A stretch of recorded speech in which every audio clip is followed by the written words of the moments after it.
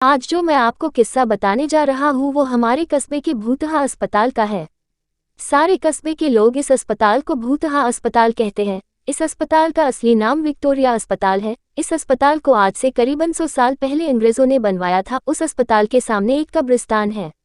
मेरे दादाजी ने मुझे बताया था कि आज से 60 साल पहले इस अस्पताल में ऑपरेशन के दौरान एक लड़की की मौत हो गई थी। तब से उस लड़की की आत्मा उस अस्पताल में भटकती है। रात ढलते ही कोई भी इंसान उस रास्ते से नहीं गुजरता है क्योंकि उस लड़की की आत्मा राहगीरों को परेशान करती है। हालांकि मैं दादाजी की बताई पुरानी भूतहा कहानियों में ज्यादा विश्वास नहीं करता था। एक रात मैं अपने दो दोस्तों अंकित और राजू के साथ रात को बाइक पर घूम रहा था। तभी मेरे एक दोस्त ने मुझसे विक्टोरिया अस्पताल वाले रास्ते से चलने को कहा। हम में से कोई भी ज्यादा भूत प्रेतों पर विश्वास नहीं करते थे और हमने उस रास्ते से जाने का पक्का किया। उस समय रात के 10 बज चुके थे। हम तीनों ने ये बात अपने परिवार वालों को नहीं बताने का वादा किया और उस रास्ते पर निकल पड़े। जैसे ही हम उस रास्ते से निकले, रास्ते पर रेत होने की वजह से हमारी बाइक फिसल गई और हम तीनों धाम से बाइक से दूर गिर गए। गनीमत थी कि हम लोगों को कोई चोट नहीं आई थी। बाइक चला रहे मेरे दोस्त अंकित ने बोला कि उसका बैलेंस तो बराबर था, फिर ये बाइक कैसे फिसल गई।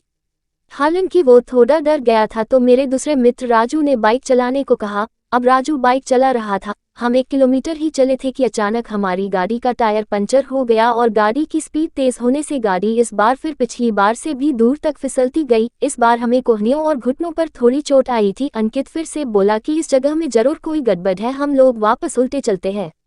लेकिन मैंने और राजू ने उसकी बात नहीं मानी और बाइक उठाकर पैदल चलना शुरू कर दिया। हम थोड़ी दूर ही चले थे कि अचानक किसी लड़की के चीखने की आवाज़ें सुनाई दी। ये सुनकर हम रुक गए और अंकित बोला, यार तुम लोगों को चीखने की आवाज़ सुनाई दी क्या? हमने उसकी बातों को अनसुना कर कहा कि कोई जानवर की आवाज़ होगी।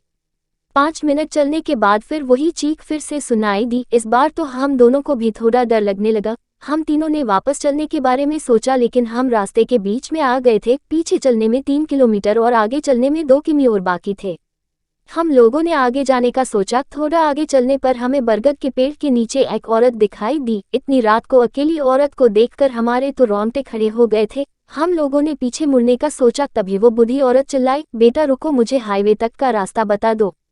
हमने पूछा कि इतनी रात को आप इस रास्ते से कैसे निकल रही हो? तो उस बुढ़िया ने कहा कि मैं पड़ोस के गांव की रहने वाली और मेरे पास पैसे नहीं है, इसलिए मैं पैदल ही निकल पड़ी। हाईवे के उस पार मेरा गांव है। हमने उस बुढ़िया की बात का विश्वास कर लिया और आगे निकल पड़े। रास्ते में वो बुढ़िया हमसे सारी बातें पूछने लगी। बुढ़िया हम तीनों के पीछे चल रही थी। हम तीनों दोस्त अब अपनी बात कर रहे थे।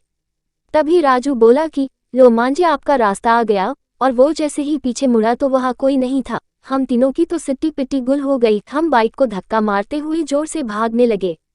भागते भागते अंकित ठोकर खाकर गिर गया और हमें जोर से चीखें सुनाई दी। हमने भी बाइक को वहीं पटककर अंकित को साथ लेकर दौड़ने लगे और अस्पताल के पास कब्रिस्तान तक पहुंच गए। ये सब घटित होते 12 बज चुकी थी। हम पसीने से तरबतर हो गए थे और कब्रिस्तान पार कर एक मंदिर में रुक गए, क्योंकि अगर बिना बाइक के घर जाते तो जूते पड़ते, इसलिए उस रात मंदिर में ही रुक गए और सुबह होते ही बाइक लेकर अपने अपने घर आ गए और घर वालों दोस्त के यहाँ रुकने का बहाना बना दिया।